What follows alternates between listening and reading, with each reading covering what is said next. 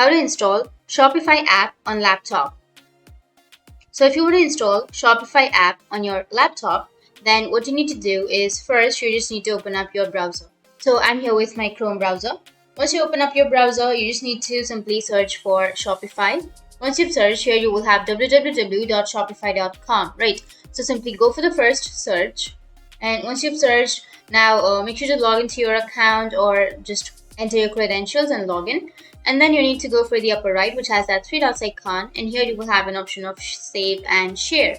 So click on it, and then you need to go for create shortcut option, or you can also install this page as an app. You can simply choose any one of these options. So I'll be choosing create shortcut, and then click on create, and that's it. Your shortcut has been created, right?